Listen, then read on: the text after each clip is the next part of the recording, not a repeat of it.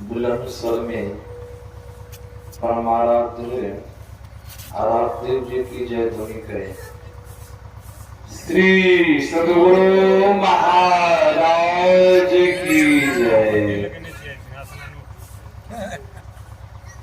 वंदो गुरुपद कंज कृपा सिंधु नर रूप हरि महामोह तन पुंज जासु वचन रवि करनी कर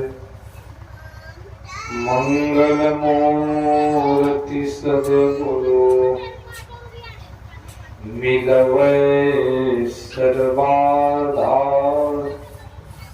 मंगलमय मंगल कुरम विनवारंभार।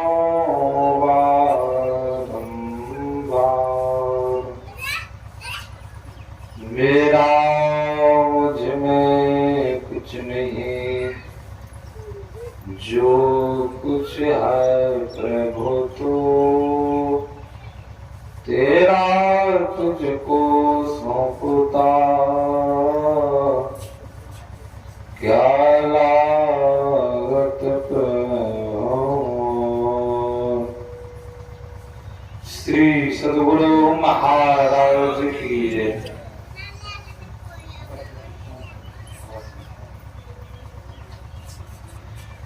परमाराध्य आराध्य जी की श्री जुगल चरणों में कोटि सौ नमन। मंच पर मंचासन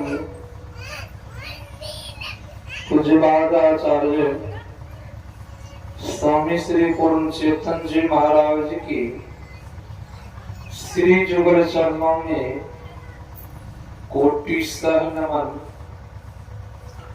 मंच पर मंचासन पूज्य स्वामी विनय सागर जी महाराज, मंच पर मंचासन भरत बाबा, मन संचालक हमारे शिक्षक राजेश बाबू, साध्वी ज्ञानेश्वरी जी, सत्संग उपस्थित धर्म प्रेमी माताओं एवं बहनों, सबों को मेरा हार्दिक हार्दिक नमन है। अभी हम लोग श्री रामचरितमानस से पाठ सुने। पाठ में हम लोग सुन रहे थे, आज का जो प्रतिपाद्य विषय है, वक्ताओं और श्रोता के बीच में जो प्रतिपाद्य विषय, वह विषय है भक्ति। संत महापुरुष कहते हैं, संत कबीर साहब जी कहे हैं, भक्ति निशानी मुक्ति की, संत चढ़े सब धाये, जिन जिन मन आलस किया, जन्म जन्म पछत है। संतों महापुरुषों का कहना है भक्ति निशानी है। निशानी का अर्थ होता है सीढ़ी। जिस तरह हम आप मकान बनाते हैं तो उसमें सीढ़ी जरूर छोड़ते, किस लिए? ऊपर जाने के लिए, नीचे से कहीं कोई काम पड़ जाए, इसीलिए सीढ़ी छोड़ते। ये शरीर क्या है? इस शरीर भी मकान है, इसमें परमात्मा सीढ़ी लगा दिए। किधर जाने के लिए? नीचा, ऊपर जाने के लिए। इस शरीर को उपनिषद ग्रंथों में कहा है साधन धाम मोक्ष कर पाइन जहीं पर लोक सवा। इस शरीर क्या है? साधनों का धाम है। और मोक्ष का द्वार। मतलब इसी शरीर से सिद्धि, रिद्धि, मुक्ति, परमात्मा के धाम जहां चाहेंगे जाने के लिए इसी शरीर के अंदर से जा सकते हैं। अंदर से क्यों जा सकते हैं? इसमें सीढ़ी लगी हुई, सबसे उत्तम शरीर की। गरुड़ जी कागभस्म जी से कहा कि हे कागभस्म जी, सबसे उत्तम शरीर, दुर्लभ शरीर कौन सा है? नर समान कवनहु देहि, जीव चराचर जांचत जे। पक्षियों का राजा है गरुड़ जी कि भगवान विष्णु के आवाहन है। भगवान विष्णु का वाहन होते हुए अपने प्रजा के यहाँ गए हैं। कागभस्म जी उनके प्रजा है, प्रजा के यहाँ गए हैं, प्रजा से पूछ रहे हैं, प्रजा बतला रहे सबसे दुर्लभ शरीर मनुष्य का शरीर है। फिर कहा सबसे उत्तम दुर्लभ मनुष्य के शरीर है प्रभु, इसमें विशेषता क्या है? गरुड़ जी कहते हैं इसमें विशेषता क्या है? नरक स्वर्ग अपवर्ग निशैनी, ज्ञान वैराग भगति सुख देनी। कागभस्म जी कहते हैं हे गरुड़ सुनो, इस शरीर से नरक में भी जा सकते, इस शरीर से अपवर्ग में भी जा सकते, इसी शरीर से आप मुक्ति भी पा सकते। इस शरीर में, शरीर तो 3.5 हाथ का है, अपने अपने हाथ से 3.5 हाथ का शरीर है। इस शरीर बड़ा दुर्लभ है। इस शरीर में 3 सीढ़ी है। जो मानव आंख जब बंद करता है अंधकार देखता है, वह अंधकार नरक का सीढ़ी है। कागभस्म जी का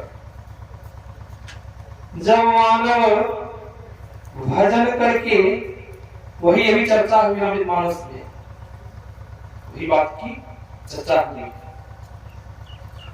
जब मानव अपने अंदर में वह ब्रह्म ज्योति को पाता है, प्रकाश को पाता है, वह स्वर्ग की स्थिति है। जब मानव अपने अंदर में वह ब्रह्म शब्द को पाता है, सार शब्द को पाता है, वह मुक्ति की सीढ़ी है। रामचरितमानस में कागभस्म जी कहा है गरुड़ जी। इसीलिए शरीर बहुत दुर्लभ है। तब फिर कहते हैं प्रभु, मनुष्य के शरीर इतना दुर्लभ है, इस शरीर में सीढ़ी भी है, मानवों का कल्याण कहाँ होगा? तो वहां गरुड़ जी कागभस्म जी कहते हैं कल्याण के लिए मानवों को गुरु बनाना होगा। क्या बनाना होगा? गुरु करना होगा। तो फिर कागभस्म जी कहते हैं गुरु बनाने से, सत्संग करने से लाभ क्या सब होता है प्रभु? तो वहां कागभस्म जी कहते हैं सबसे बड़ा लाभ, सबसे बड़ा सुख है तो संत समागम मिल जाना। संत का समागम जहां मिल जाए, वहां पहुंच जाए, वहां सुन ले, तो सबसे बड़ा पुण्य, सबसे बड़ा लाभ वही सत्संग में। फिर पुनः कहते हैं सबसे बड़ा दुख कहाँ है? तो कालभैरव स्वामी जी कहते हैं सबसे बड़ा दुख मानवों के जीवन में है दरिद्रता प्राप्त कर लेना। समझ रहे हैं? भिखारी बन जाना, दरिद्र हो जाना, सबसे बड़ा दुख वही है। 7 तरह के प्रश्न किए, तो वही अभी हम लोग सुन रहे थे। तो क्या सुन रहे थे? सभा लगी है। जिस तरह गांव समाज में जब घर परिवार में लड़ाई होती है तो किनको बुला के लाते हैं? जो गांव समाज में मुख्य आदमी है। मुख्य आदमी कौन है? किनको मुख्य बनाए हैं? प्रधान जो मुखिया जी है उनको हम लोग मुख्य आदमी बनाए हैं। वोट देकर भी नहीं, उनको मुख्य बनाए। कोई भी कार्य होता है पहले उनके यहाँ पहुंचते। सरपंच है, ये सब समाज के मुख्य है। तो हम परिवार में चलते हैं। परिवार में पिताजी है, दादाजी है, परदादा है, छठ बात नहीं होगा। ये सब मुख्य आदमी है, घर के मुख्य मेंबर है। ये जब लड़ाई होती है, झगड़ा होता है तो मुख्य आदमी को हम कहते हैं। और समाज के जो मुखिया सरपंच उनको बुलाते हैं। किस लिए? निर्णय करने के लिए, विचार रखने के लिए, फैसला करने के लिए बुलाते हैं। मुख्य आदमी है, जो कहेंगे सब मान लेंगे, खाना मान लेंगे, और छोटे आदमी की बात नहीं मानेंगे।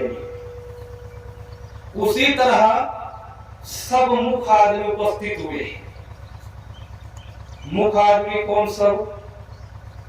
ब्रह्मा जी, शिव जी, सुखदेव मुनि, सनकादिक ऋषि, शिव यज सुख सनकादिक नारद, जे मुनि ब्रह्म विचार विशारद, सब कर मत खगनायक ये करिए राम पद पंकज में। श्रुति पुराण सब ग्रंथ कहाई, रघुपति भगति बिना सुख नहीं। अब वहां सभा लग गई है सब देवताओं की। सब देवताओं ऋषि मुनि अपने अपने विचार सुना रहे। सबों को बोलने को मौका देते हैं। जिस तरह देते हैं यहाँ पर देखते हैं, सबों देते हैं मौका। वहां भी सब अपने अपने विचार सुना रहे। कोई कह रहा है बाहर में पूजा पाठ करने से कल्याण हो जाता है, और कोई कह रहा है नहीं, राम के चरण में जाने से परम शांति मुक्ति मिल जाती है। सबों का सब विचार वहां हो रहा है। निर्णय में विचार हुआ, मुख्य विचार हुआ, सब कर मत। अब यहाँ सब की बात आ गई। सब कर मत खगनायक ये करिए राम पद पंकज नेहा। अब सबों देवताओं एक ही मत में कहते हैं, हम सबों का विचार है हम सबों का राम की चरण मिल जाए, उनमें हम लोगों का प्रेम श्रद्धा जग जाए। सबों का यही कहना है। राम के चरण है क्या? चरण तो पहले में है। राम भगवान तो अभी है नहीं की बात यहाँ भी आ जाएगी। अभी तो राम है नहीं, अभी तो कलयुग चल रहा है। तो राम के हम चरण कैसे दबाएंगे? उनके चरण में प्रेम कैसे करेंगे? कि भगवान तो नहीं है, भगवान तो इस लोक से चले गए, तो चरण में प्रेम कैसे करेंगे? शरीर तो है नहीं, चरण दबाएंगे हम, उनसे कुछ लाभ मिल जाएगा हमें। कि रामचरितमानस को पढ़ेंगे, चरण 3 तरह की होती है। चरण 3 तरह की होती है। मिट्टी चरण, मिट्टी भी चरण है। जहाँ संत महापुरुष के चरण मिट्टी पर पड़ जाता है तो वहां क्या करते हैं? मिट्टी भी मस्तक में लगा लेते। स्वाभाविक आभारूप चरण 2 हो गया। तीसरा में है ब्रह्म ज्योति चरण। यहाँ चर्चा जो हुई है मास में ब्रह्म ज्योति चरण की चर्चा हुई है। ये चरण नहीं, अब चरण जो हम लोग दबाते हैं ये चरण के कभी भगवान तो है नहीं अंदर। इसीलिए गुरु महाराज जी ने कहा अद्भुत अंतर की डगरिया जहां पर चलकर प्रभु मिलते, उस चरण की बातें। और वह चरण अंदर में कैसे पाएंगे? वो चरण राम के चरण क्या है?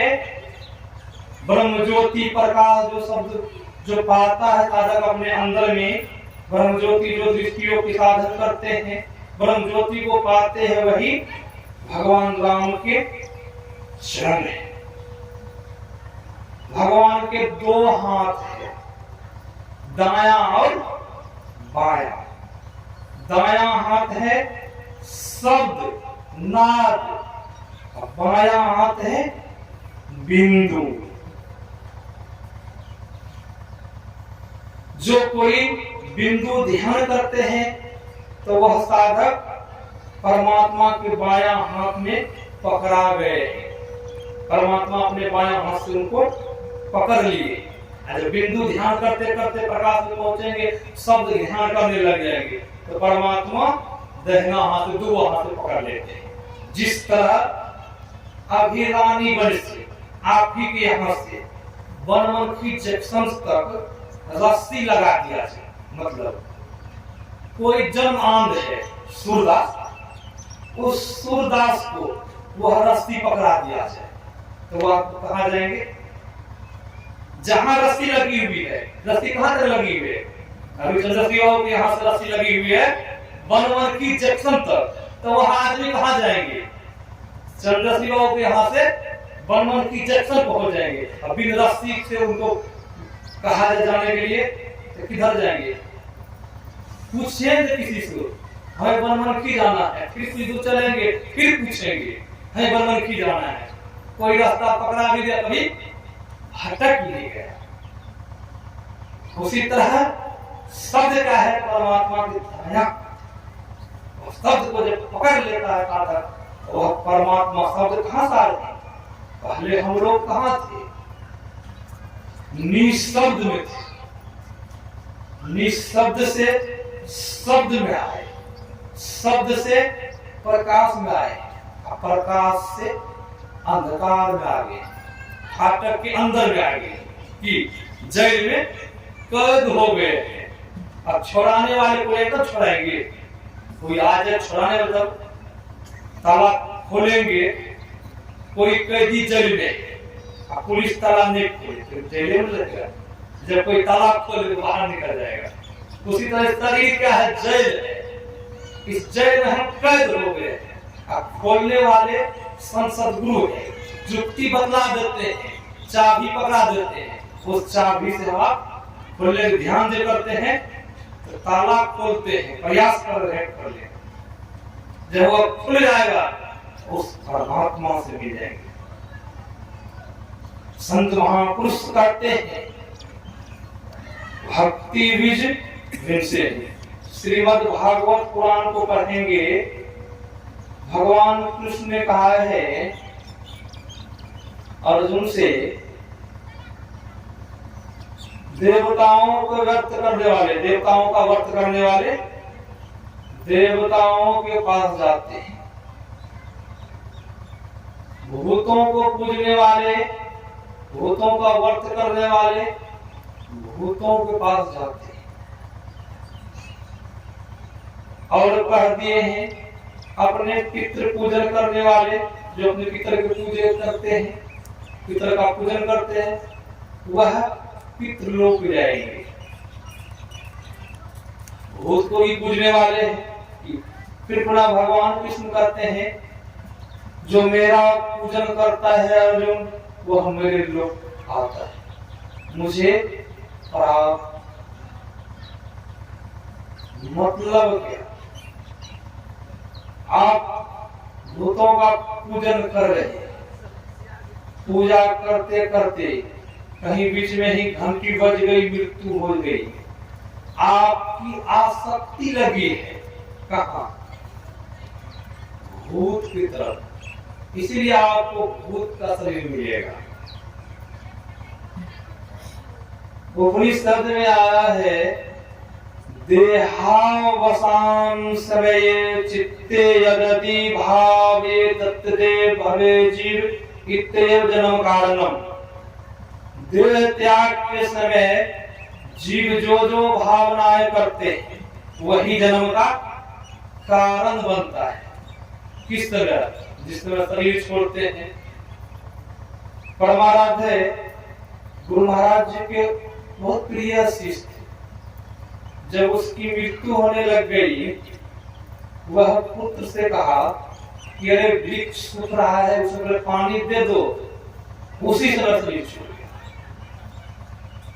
जब परमाराध्य गुरु महाराज जी को बुलाए सत्संग करने के लिए, तो परमाराध्य गुरु महाराज जी घूमते घूमते उस वृक्ष के पास गए। उस वृक्ष के पास गए और उनके पुत्र को बुलाए। उनके पुत्र को बोले, इस वृक्ष को नहीं काटिएगा। जो हमारे प्रिय सत्संगी थे, इनकी भावना आसक्ति रह गई थी वृक्ष के ऊपर, इसीलिए उनको वृक्ष को नहीं आना पड़ गया। अब देख लीजिए, गुरु महाराज जी के भक्त थे, इसीलिए उनकी सरकार ने कहा है मरने के समय जो जो भावनाएं जीव करते हैं वही जन्म का कारण बनता है। इसीलिए गुरुदेव संत महापुरुष ऋषि भगवंत कहते हैं अभी से मन को आदत लगा लीजिए। क्या चीज आदत लगा ले? मंत्र जपने का, कि ध्यान करने का। जब अभी से जब मंत्र जपते रहेगा तो मरने के समय भी मंत्र जपते रहेगा।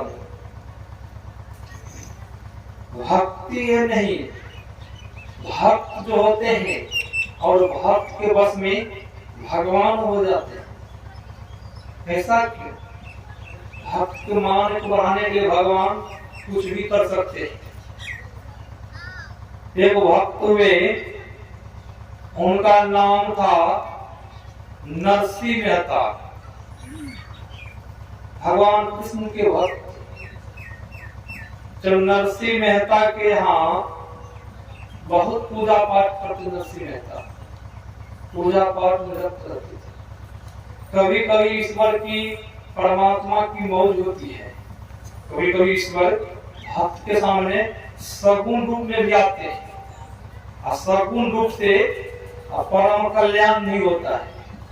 जिस तरह भगवान श्री राम आए, भगवान श्री राम को सबों ने देखा होगा, कि सबों ने दर्शन किया होगा, यहाँ तक कि उनके पिताजी उनको गोद में खिलाए, गोद में लिए, भोजन कराए होंगे। क्या रामायण को पढ़िए, वाल्मीकि रामायण को। दशरथ जी महाराज कहाँ गए थे? सुरलोक गए थे, जहाँ देवता लोग रहते हैं स्वर्ग में। मनसा हरि जटायु कहाँ गए थे? उसी सुरलोक में गए थे, जहाँ स्वर्गलोक में। उसी स्वर्गलोक में रावण भी गए थे। कि भगवान के पिताजी है, कहाँ गए? स्वर्ग गए हैं, जिस स्वर्ग से पुनः आना पड़ता है। स्वर्ग में सदा रहने नहीं मिलता है। स्वर्ग जाने से पहले स्वर्ग में कौन जाता है? पुण्यात्मा। की पापात्मा स्वर्ग कभी नहीं जा सकता है। पुण्यात्मा स्वर्ग जाते हैं, स्वर्ग में पहुंचते हैं। पुण्यात्मा को फूल की माला देते हैं। फूल की माला मूर्छित होने पर उसी दिन से, जिस दिन स्वर्ग में उपस्थित हुए हैं, उसी दिन से गिनती शुरू हो जाती है। इनको 5 रोज हो गया स्वर्ग में, 10 रोज हो गया, उसकी आयु घट रही है उसी दिन से। उनको क्या है? पुण्य पूंजी खत्म होने में फिर पुनः कहाँ आना पड़ेगा? हमारे दादा गुरु तुलसी साहब ने कहा है, नर्तन दुर्लभ देव को सब कोई कहत पुकार, देव दही नहीं पावे, ऐसे मूर्ख लोग स्वर्ग की आस लगावे। पुण्य छीन सोई देव, स्वर्ग से नरक में आवे। भर में चारों खान, पुण्य कहीं ताही रिझावे। तुलसी सब मत्तत रहे, सर पर करे खेखार। नर्तन दुर्लभ देव को सब कोई कहत पुकार। पुण्यात्मा थे, इंद्र थे, उनको कहाँ आना पड़ गया? नरक में आना पड़ गया। कि भर में चारों खान, पुण्यात्मा थे, धर्मात्मा थे, उनकी पूंजी खत्म होने पर नरक में। वही उपनिषद अभी आप हम लोग सुन रहे थे, केचुए के पीठ पर कभी बाल नहीं जन्मता है। भगवान महर्षि मुनि कह रहे हैं, केचुए के पीठ पर कहीं बाल जन्म है जाए, ये भी हम लोग मानता हूँ। बांझ का बेटा किसी को मार दे, ये भी मानता हूँ। तो मानने वाला बात नहीं है, वह भी मैं मान लेता हूँ। आकाश में कभी फूल फूलने वाला नहीं है, वह भी मान लेता हूँ। बालू मरने से कभी, पानी को मरने से कभी घी नहीं हो सकता है, बालू मरने से कभी तेल नहीं निकल सकता है। पानी मते गिरते होई बरु सीता बरु तेल बिन हरे भोजन में भवतरिये, यह सिद्धांत अपे। संतों ने कहा यह सिद्धांत अटल है। कौन सिद्धांत? बिना भजन का कोई चाहे कि भवसागर से हम पार उतर जाए, कभी नहीं उतर सकता। यह सिद्धांत अटल है। असंभव असंभव काम हो जाए, बिना भक्ति किए कोई चाहे हम इस संसार से पार उतर जाए, नहीं हो सकता। वही तुलसी साहब कह रहे, आप पुण्यात्मा है, आप स्वर्ग में गए हैं, पुनः आपको स्वर्ग से नरक में आना पड़ेगा। जिस लोग देवलोक जाने के लिए हम लोग इच्छा बनाए रखते हैं, देवलोक जाएंगे, वहां से संत महापुरुष कहते हैं वहां से भी आना पड़ता है। और नरसिंह मेहता ईश्वर के बहुत भक्त, सगुण रूप में ही ईश्वर आते हैं। ईश्वर का दो रूप है, ईश्वर का रूप दो है। एक साकार रूप है, सगुण रूप है। सगुण रूप सहारा है, सगुण रूप परम कल्याण नहीं है। मंदिर में भी पत्थर की मूर्तियां बनी रहती है, तो क्या पूजा के लिए हम जाते हैं तो क्या है? सहारा है। इनसे परम कल्याण होने वाला नहीं है। ब्रह्म में उपनिषद में आया है, ब्रह्म का दो रूप है, ईश्वर का दो रूप है। एक मूर्त रूप है, जो रूप आंख से दिखाई दे उसे मूर्त रूप कहा गया है। इस आंख से किसी को हम देख ले वो क्या है? मूर्त रूप है। वह मूर्त रूप असत्य है। कहा कहेंगे महाराज उसको मैं देख रहा हूँ, उपनिषद के ऋषि कह रहे हैं कि ये असत्य है, झूठा है। तो संतों ने कहा इस संसार में जो भी कुछ आंख से देख रहे हो सब झूठा ही झूठा है। जो कुछ हम देख रहे हैं ये परम सत्य नहीं है। फिर उपनिषदकार ने कहा दूसरा है अमूर्त रूप, वह परम सत्य है। वह रूप ईश्वर का इस आंख से दिखाई नहीं देता है, वह रूप साधक अपने अंदर में देखता है। जो रूप को पा लेने से कभी वो रूप मिटता नहीं है, कभी हटता नहीं है। जब एक बार वो रूप प्रकट हो जाए वह कभी मिटता नहीं, परम कल्याण ही करके छोड़ता है। वह रूप वह परमात्मा सबों के अंदर है। अब नरसिंह मेहता के सामना भगवान श्री कृष्ण आ गए हैं। भगवान श्री कृष्ण कह रहे हैं नरसिंह मेहता मैं तुम पर प्रसन्न हूँ, खुश हूँ। तुम्हें जब मांगना है मुझसे कुछ मांग लो, मैं बहुत खुश हूँ तुम्हारी भक्ति से। तो नरसिंह मेहता ने कहा हम लोग के सामने जब भगवान आ जाए बताए कितने चीज मांग लेंगे कि किसी पास भगवान आ जाए संसार के सब पदार्थ चाहेंगे मांग ले, यहाँ तक कि मुक्ति भी मांग लेंगे। संसार इसी संसार में रहो, इस संसार को जाना नहीं पड़े।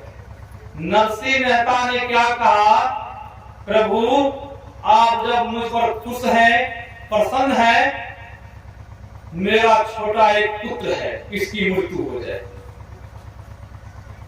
अब देख लीजिए भक्त कैसे होते, क्या मांगा उसने?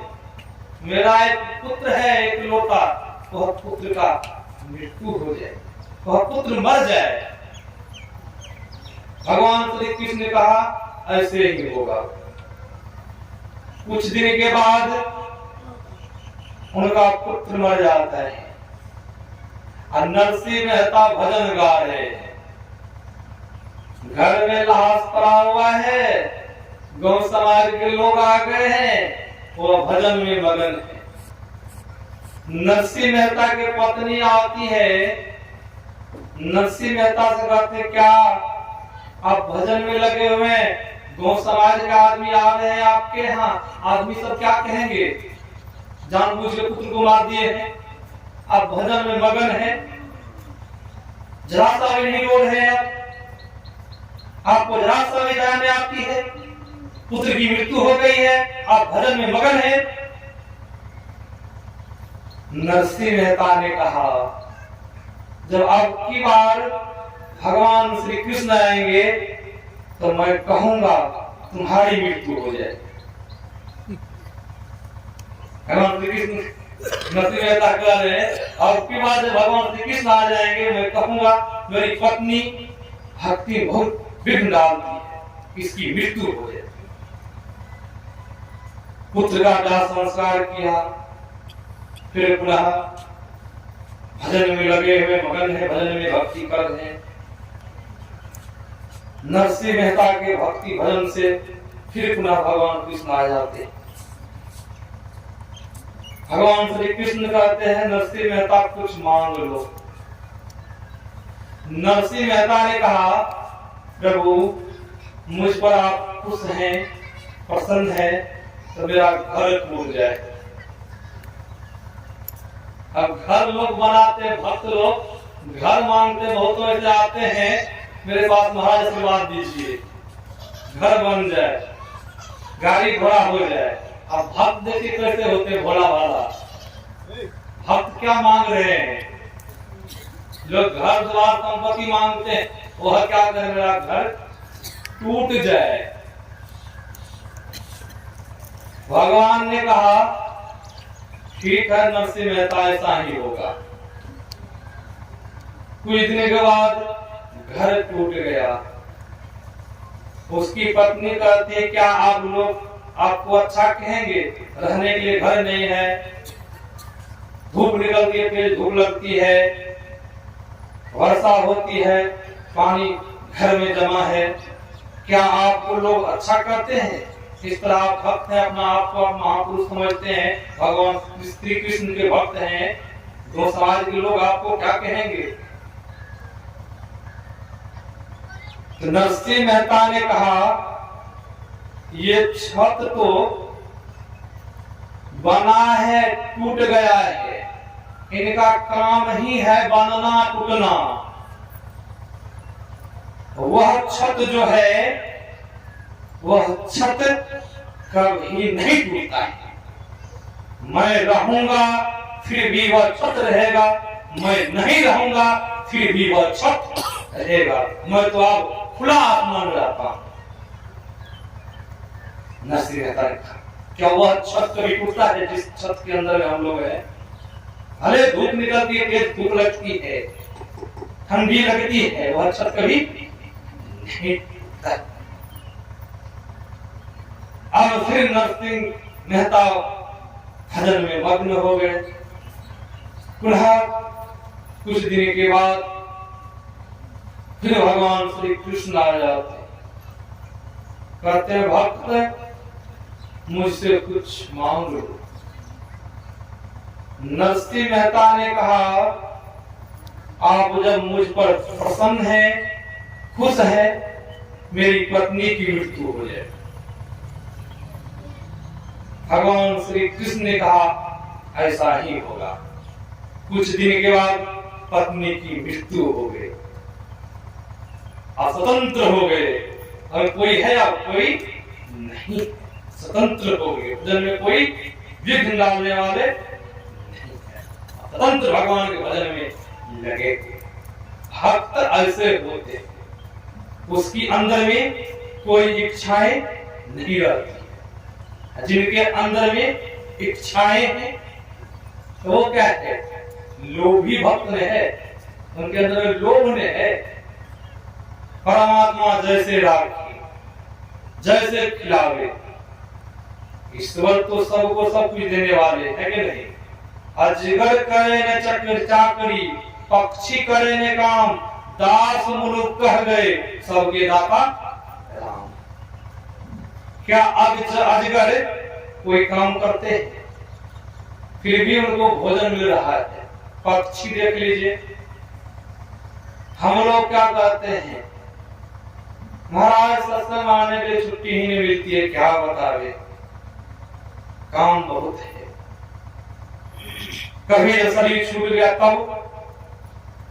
तब तो छुट्टी फुर्सत मिल जाएगी ना। संतों ने कहा अब इससे कई गुना विशेष आयु शरीर छोड़ने के बाद है। शरीर छोड़ने के बाद बहुत लंबी यात्रा है, बहुत लंबी यात्रा तय करना पड़ेगा। ये जो हम आप सोच रहे हैं कि छुट्टी नहीं मिलती है धर्म काम करने के लिए, फुर्सत नहीं मिलती है, महाराज क्या बता रहे दिन भर काम ही करते हैं, फुर्सत मिलेंगे तब तो भजन सुमरन करेंगे। संत महापुरुष कहते बहुत लंबी आयु है, बहुत लंबी यात्रा है। कहीं आपका शरीर छूट गया, आप पहाड़ की योनि में चले गए, लंबी योनि है कि नहीं, लंबी आयु है कि नहीं। वृक्ष की योनि में चले गए, लंबी आयु है कि नहीं। अजगर की योनि में कहीं चले गए, लंबी आयु है कि नहीं। यही जीव का अजगर ही बनता है, दूसरा कोई जीव बनता है। जब से सृष्टि हुई है, यह जीव जो है अजय है, अमर है, अविनाशी है, इनका विनाश ही होता है। जीव शरीर धारण करता है बार बार। जिस तरह हम आप वस्त्र पहनते हैं, वस्त्र फट जाता है तो पुनः दूसरा वस्त्र धारण कर लेते हैं, उसी तरह यह जीव शरीर पुराना होने पर दूसरा शरीर पुनः धारण कर लेता है। बहुत तो शरीर को धारण किया है, एक शरीर कौन के वो तो शरीर को धारण किया है। तो संत महापुरुष समझाते हैं, चेताते हैं, जो मानवों का सार्थक काम है। सार्थक काम मानवों को क्या है, सबसे उत्तम काम कौन सा है, तो भजन करे, स्मरण करे, जिस हेतु इस संसार में आए हुए। जीवन का यही सार्थक है, स्मरण भजन करते रहे। शरीर का कहीं परित्याग भी हो गया, परिवार गुरुवार जी कहते हैं भजन करते हुए जो शरीर को छोड़ते हैं उनको पुनः फिर मनुष्य का शरीर मिलेगा, पशु का शरीर कभी नहीं मिलेगा। जो भजन करते शरीर को छोड़ते हैं, इसलिए कभी साहब भी कहने कृपा की है भक्ति विष विषे नहीं, जो जुग जाए अनंत ऊंच नीच घर जन्म ले तो वो संत के। इस तरह का जब भजन करते हो आप शरीर को छोड़ेंगे, पुनः उस परमात्मा के धाम में पहुंच जाएंगे, पुनः वहां से आना करेगा। यही आप लोग